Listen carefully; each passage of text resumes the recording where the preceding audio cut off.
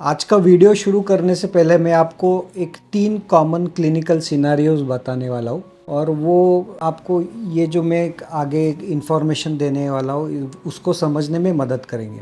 तो पहला सिनेरियो है कि एक 20 साल की लड़की है जिसका फोरआर्म का सर्जरी हुआ है। सर्जरी सब हो गया पर वहाँ पे जो स्कार है वो हील हो गया, पर उसके बाद अभी वो उभरा हुआ है। ये पहला हो गया। अभी सेकंड सिनारियो है कि एक 40 साल के जेंटलमैन है और उनको एक छोटा सा पिंपल चेस्ट के ऊपर आया था, वो इन्फेक्ट हो गया, बर्स्ट हो गया और उसके बाद जो रिजल्टेंट स्कार हो गया वो अभी 5-6 सेंटीमीटर बड़ा सा एलिवेटेड काइंड ऑफ स्कार उनको हो गया है। And the third scenario is again a very common scenario. उसमें एक 30 साल की लड़की है जिन्होंने अपना ईयर का पियर्सिंग कराया और वो ईयर पियर्सिंग कराने के बाद वहाँ पे एक बड़ा सा उभरा हुआ स्कार हो गया उनके ईयर के ऊपर, जिसके वजह से अभी उनका जो ईयर जो है वो ख़राब दिखने लग गया है। तो ये जो बीमारी है इसे कॉमनली लोग कीलॉइड करके लेबल करते हैं और कुछ हद तक ये सही भी है। पर आज हम इस वीडियो में देखने वाले हैं कि हाइपरट्रॉफिक स्कार क्या होता है और कीलॉइड क्या होता है, दोनों में डिफरेंसेस क्या होते हैं और ये डिफरेंसेस हमें ये क्यों इम्पॉर्टेंट है कि वो हाइपरट्रॉफिक स्कार है या कीलॉइड है, ये मालूम करना क्यों ज़रूरी है। नमस्ते, मैं हूँ डॉक्टर अमित मुड़े और आज हम हाइपरट्रॉफिक स्कार और कीलॉइड के बारे में एक डिटेल वीडियो करने वाले हैं। तो ये कीलॉइड होता क्या है? जब भी आपका कोई भी वुंड है उसका हीलिंग होता है तो वो हीलिंग प्रोसेस के दौरान हमारे बॉडी में सेल्स होते हैं फाइब्रोब्लास्ट। ये फाइब्रोब्लास्ट कोलेजन जो ब्रेक हुआ है वुंड की वजह से उसको रीबिल्ड करने में ये फाइब्रोब्लास्ट काम करते हैं। तो जब ये वुंड हील हो जाता है पूरी तरह से तो बॉडी के पास एक ऑफ करने का स्विच होता है, ऐसे समझ लो, जिससे वो नया कोलेजन बनना बंद हो जाता है। कीलॉइड में क्या होता है कि बॉडी जो ऑफ स्विच है वो करना भूल जाती है और उसके कारण जो कोलेजन डिपॉजिट है वो एक्सेसिव कोलेजन डिपॉजिट होने लग जाता है। उसके कारण आपका जो रिजल्टेंट स्कार है वो फ्लैट होने की जगह वो उभरा हुआ हो जाता है। कुछ सिमिलर चीज़ हाइपरट्रॉफिक स्कार में भी होती है, बट दोनों में मेन डिफरेंसेस ये है कि कीलॉइड जो है वो हाइपरट्रॉफिक, जो वो अपना जो वुंड है, ऐसे समझ लो कि आपका इनिशियल वुंड 1/1 सेंटीमीटर था तो आपका कीलॉइड ये 5-6 सेंटीमीटर तक बढ़ सकता है। बल्कि जो हाइपरट्रॉफिक स्कार है, तो आपका अगर इनिशियल वुंड 1 सेंटीमीटर का था तो आपका हाइपरट्रॉफिक स्कार 1/1 सेंटीमीटर ही रहेगा। दूसरा एक मेन डिफरेंस कीलॉइड और हाइपरट्रॉफिक स्कार में है कि हाइपरट्रॉफिक स्कार एक लेवल तक बढ़ता है, पहले 3 महीने 6 महीने तक वो बढ़ता है, बाद में वो स्टेबल हो जाता है और कई बार वो over the period of time regress भी हो सकता है। कीलॉइड का ऐसे नहीं होता। Keloid continues to grow over the lifetime unless and until it is treated. Hypertrophic scar क्यों होता है, कीलॉइड क्यों होता है? तो कीलॉइड होने का मेन रीज़न है कि आपका जो जेनेटिक प्रीडिस्पोजिशन है। So basically keloids tend to run in families and it is commonly seen in जो भी अपने ब्लैक और ब्राउन स्किन पॉपुलेशन है उनमें कीलॉइड्स ज़्यादातर पाए जाते हैं। हाइपरट्रॉफिक स्कार क्यों होता है? तो हाइपरट्रॉफिक स्कार होने के कुछ कारण होते हैं। एक तो जहाँ पे भी आपके टेंशन है, तो स्पेशली चेस्ट या शोल्डर रीजन में वहाँ पे कोई वुंड होता है तो because of the constant tension जो आपका फाइब्रोब्लास्ट को स्टिमुलेशन है वो प्रोलॉन्ग हो जाता है, उसके वजह से हाइपरट्रॉफिक स्कार हो सकता है। आपके वुंड में अगर कोई प्रोलॉन्ग्ड इन्फ्लेमेशन, जिसे हम सूजन कह सकते हैं, तो इन्फेक्शन के वजह से हो या आपके जो टाके लिए थे वो टूट गए हो, तो उसके कारण आपका जो इन्फ्लेमेटरी प्रोसेस है वो बहुत दिनों तक चल सकता है और उसके कारण भी हाइपरट्रॉफिक स्कार हो सकता है। तीसरा एक रीज़न हाइपरट्रॉफिक स्कार का ये होता है कि छोटे बच्चों में और यंगर एडल्ट्स, उनमें जो स्किन है वो काफ़ी टाइट होती है, तो इसलिए उनमें जब भी कोई वुंड होता है तो वो हील होने पे हाइपरट्रॉफिक स्कार होता है। ये जानना क्यों ज़रूरी है? कि ये कीलॉइड है कि हाइपोट्रोफिक स्कार है।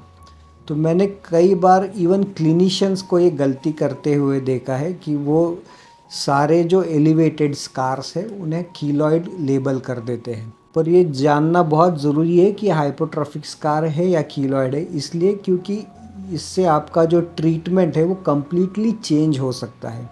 जो कीलॉइड है इसमें हम सर्जरी कभी भी नहीं करते और मे बी 99.99% केसेस में कीलॉइड में सर्जरी नहीं किया जाता। हाइपोट्रोफिक स्कार में however surgery can play an important role.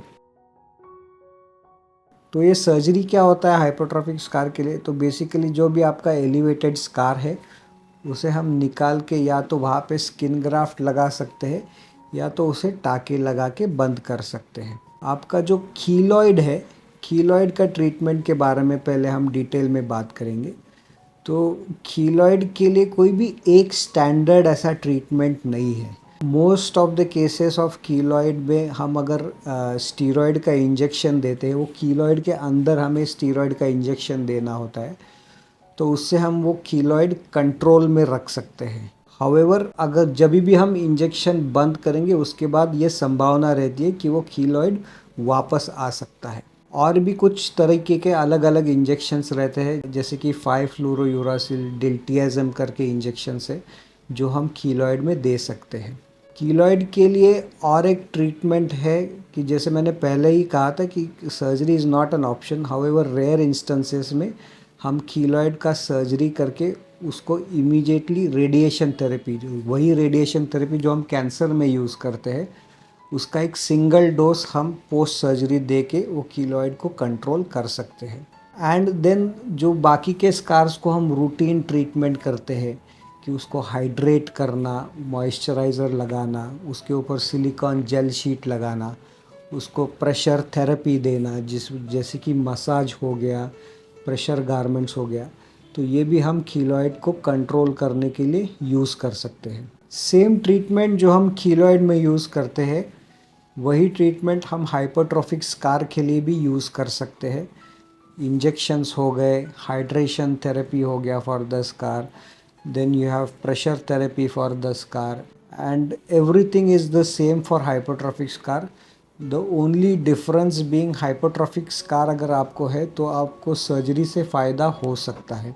We can excise the hypertrophic scar and either close the wound, टाके लेके, जिसको हम प्राइमरी क्लोजर कहते हैं, या तो उसके ऊपर हम स्किन ग्राफ्टिंग भी कर सकते हैं। अभी मेरे पास जो मरीज़ आते हैं उनका हमेशा यही क्वेश्चन रहता है कि जो हम ट्रीटमेंट करवाएंगे कीलॉइड या हाइपरट्रॉफिक स्कार का, तो उसके बाद उसका रिकर होने का कितना चांसेस है।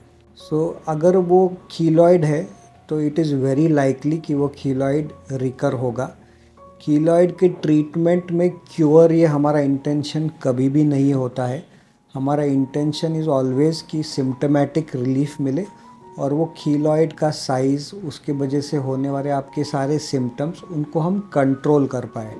हाइपोट्रोफिक स्कार को हम जब ट्रीट करते हैं तो उसमें however the recurrence rates would be on a lower side, although उसको कम्प्लीटली गारंटी नहीं कर सकते, बट अगर आप कुछ प्रिवेंटिव मेजर्स लेते हो तो उससे आपका हाइपोट्रोफिक स्कार वापस आने की संभावना कम होती है। अगर आपको ये मालूम है कि आपको कीलॉइड टेंडेंसी है तो आपको कीलॉइड को प्रिवेंट कैसे करना है वो आपको सब मालूम होना बहुत ज़रूरी है। तो आपको कीलॉइड प्रिवेंशन के लिए क्या क्या करना है?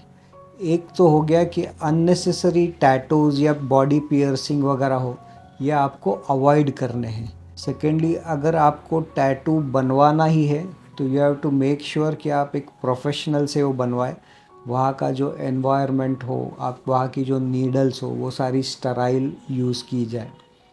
थर्ड इम्पॉर्टेंट थिंग इज़ कि आपको कोई भी घाव हो जाए तो आपको उसको अर्जेंटली ट्रीट करना है from a surgeon, so that जो आपका इन्फ्लेमेशन है, बॉडी का इन्फ्लेमेटरी रिस्पॉन्स जो है वो कम हो जाए और वहाँ पे कीलॉइड या हाइपोट्रोफिक स्कार होने की संभावना कम हो जाए। थर्डली, आपको अगर कोई घाव हो जाता है और वो हील हो जाता है तो हीलिंग के बाद आपको वो स्कार के ऊपर प्रेशर थेरेपी, उसके ऊपर सिलिकॉन जेल शीट यूज़ करना बहुत ज़रूरी होगा, ताकि वो कीलॉइड या हाइपरट्रॉफिक स्कार बनने से पहले ही आप उसको सप्रेस कर दें। सो वीडियो के शुरू में मैंने आपको 3 सिनेरियोज दिए थे। जो पहला था वो एक 25 साल की लड़की थी, उसका फोरआर्म पे स्कार है, वो उठा हुआ है, तो वो बेसिकली वो हाइपरट्रॉफिक स्कार है और उसको हम एक्सरसाइज करके ट्रीट कर सकते हैं, एक्सरसाइज करके टाके लेके उसको ट्रीट कर सकते हैं और ट्रीटमेंट के बाद उसके ऊपर हमें silicone gel sheet, pressure garment, massage, ये सब ट्रीटमेंट करना होगा। सेकंड सिनेरियो था कि जो 30 इयर्स ओल्ड जेंटलमैन है, उनके चेस्ट के ऊपर एक स्वेलिंग है and that swelling is a keloid, और कीलॉइड के लिए हम सर्जरी नहीं करते हैं। कीलॉइड के लिए हमें उनको इंजेक्शन दे के, स्टीरॉयड का इंजेक्शन दे के उसको हमें कंट्रोल करना पड़ेगा एंड उनको लॉन्ग टर्म फॉलोअप पे हमें रखना होगा। एंड द थर्ड सिनेरियो, वो जो 35 इयर्स ओल्ड लेडीज़ थी, उनके कान में एक बड़ा सा कीलॉइड था, तो वो कीलॉइड है, बट ईयर का जो कीलॉइड है ये एक बड़ा स्पेशल केस रहता है। हमने पहले बात किया था कि कीलॉइड की सर्जरी नहीं करते हैं। हाउएवर ईयर में जब कीलॉइड्स होता है तो उसको कोई दूसरा ट्रीटमेंट नहीं होता, उसको हमें सर्जरी करनी होती है और उसके बाद हमें उनको मेंटेनेंस के लिए वो जो उनका स्कार बनेगा उसमें हमें स्टीरॉयड के इंजेक्शन देने पड़ते हैं। तो होप आज के वीडियो में आपको ये क्लियर हो गया होगा कि हाइपोट्रॉफिक स्कार क्या होता है, कीलॉइड क्या होता है, और आपको अगर हाइपोट्रॉफिक स्कार या कीलॉइड है आपको लगता है तो मुझे कमेंट कर देना, मैं आपके कोई अगर क्वेरीज़ है उनको सॉल्व कर दूंगा। And thank you so much for watching this video.